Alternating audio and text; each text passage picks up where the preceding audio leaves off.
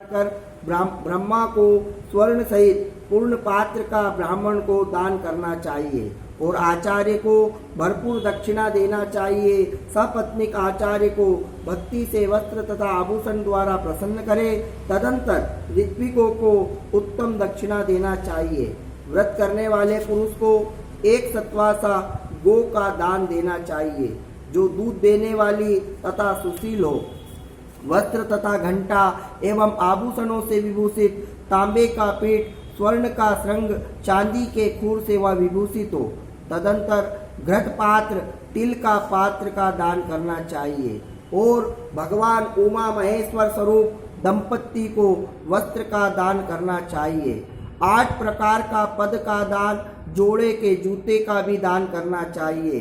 यदि यथाशक्ति हो तो आयु की चंचलता का विचार करते हुए वैष्णव ब्राह्मण को श्रीमद् भागवत का दान करना श्रेष्ठ बताया गया है। इस कार्य में विलंब हमें नहीं करना चाहिए। यह श्रीमद् भागवत भगवान का अद्भुत रूप है। जो लोग पंडित वैष्णव द्विजाति को इस भागवत का दान करते हैं वे अपने करोड़ों कुलों का उद्धार करके अप्सरागणों से सेवित विमान पर सवार हो योगियों के लिए भी जो दुर्लभ है वह गोलोक को जाते हैं। सहस्त्रों कन्यादान से, सैकड़ों वाजपेयी यज्ञों से, धान्य सहित क्षेत्र के दान से, तुला दान अथवा 8 महादानों से और वेदों के दान से जितने भी फल प्राप्त होते हैं वह श्रीमद् भागवत के दान के 16वीं कला की बराबरी भी नहीं कर सकते हैं।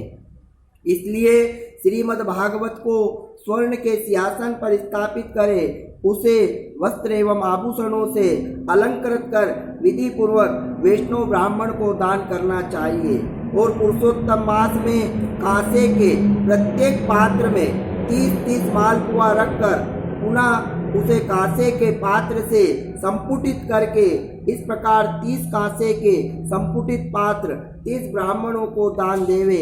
हे पृथ्वीपते, इस प्रकार के दान से प्रत्येक मालपुए में जितने भी छिद्र होते हैं उतने सहस्त्र पर्यंत दानदाता वैकुंठ लोक में वास करता है। फिर योगियों के लिए भी अगम्य निर्गुण गोलोक को जाता है। यह गोलोक सनातन ज्योतिर्मय है जहाँ जाने पर लोग पुनः इस संसार में नहीं आते हैं। यह कांसे का संपुट पात्र नीचे तथा ऊपर का ढक्कन मिलाकर 2.5 प्रस्थ का होना चाहिए, ऐसा शास्त्रों में कहा गया है। किंतु निर्धन पुरुष व्रत की पूर्ति के लिए यथाशक्ति कांस्य पात्र संपुट मालपुए का दान करे अथवा पुरुषोत्तम भगवान की प्रीति के लिए मालपुए का कच्चा सामान फल के साथ कांसे के संपुट पात्र पे रखकर भी दान कर सकते हैं। हे नराधीप, निमंत्रित सपत्नीक ब्राह्मणों को पुरुषोत्तम भगवान के समीप में संकल्प पूर्वक अपुपयुक्त कांसे के संपुट पात्र का दान करना चाहिए। दान के अनंतर दाता भगवान पुरुषोत्तम से इस प्रकार की प्रार्थना करे कि हे भगवान श्री कृष्ण, हे जगद्भाव, हे जगत अवतार, हे जगन्नायक, आप मेरी इस लोक की तथा परलोक की समस्त कामनाओं को शीघ्र पूर्ण करें। इस प्रकार गोविंद भगवान की प्रार्थना कर प्रसन्नता पूर्वक पुरुषोत्तम भगवान का स्मरण करते हुए सदाचारी सपत्नीक ब्राह्मणों को भोजन कराना चाहिए। उन ब्राह्मणों को विप्र रूप में भगवान श्री कृष्ण तथा उनकी स्त्रियों को राधिका के रूप में स्मरण करता हुआ उनकी पूजा कर घृत मिश्रित पयास खीर का भोजन करावे।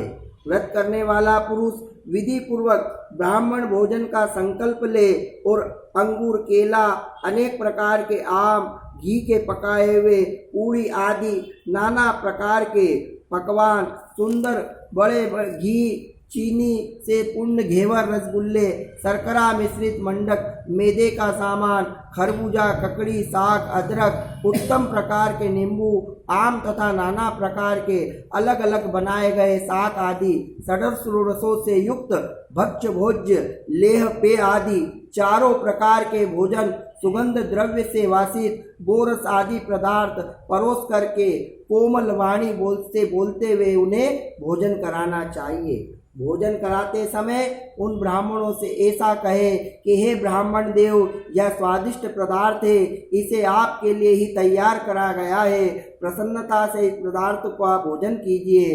हे प्रभु, इस बने हुए पदार्थ में जो भी आपको रुचिकर प्रतीत हो उसको मांगिए। हे ब्राह्मणगण, मैं आज धन्य हूँ जो इस प्रकार ब्राह्मण के अनुग्रह का पात्र हुआ हूँ। मेरा जन्म आज सफल हुआ है। इस प्रकार मधुर वाणी से बोलते हुए आनंद पूर्वक ब्राह्मणों को भोजन करा के तथा उन्हें तांबूल फल दक्षिणा आदि प्रदान करे। सर्वप्रथम इलायची, लौंग, कपूर, पान, कस्तूरी, जावित्री, चूना तथा कत्था मिलाकर भगवान के लिए तांबूल फल समर्पण करना चाहिए। तदंतर आदर पूर्वक ब्राह्मणों को तांबूल प्रदान करें। जो इस प्रकार भगवान को समर्पित कर ब्राह्मणों को तांबूल फल देता है वह इस लोक में ऐश्वर्य का सुख उपभोग कर परलोक में अमृत का पान करता है। स्त्री सहित उन ब्राह्मणों को इस विधि से प्रसन्न करके उनके हाथों में मोदक देवे तथा ब्राह्मणियों को विधि पूर्वक वस्त्र आभूषण से अलंकृत कर वैष्णवी वंशी प्रदान करे। फिर सीमा पर्यंत उन ब्राह्मणों का अनुगमन करते हुए उन्हें विसर्जित करे। हे और मंत्रहीन, क्रियाहीन, भक्तिहीन, विधिहीन आदि मंत्र बोलते हुए स्मरणादेव तंडितो संपूर्ण स्तुते सुते, इस मंत्र से कर्म की जो न्यूनता हो उसकी पूर्ति के लिए भगवान पुरुषोत्तम से क्षमा मांगे।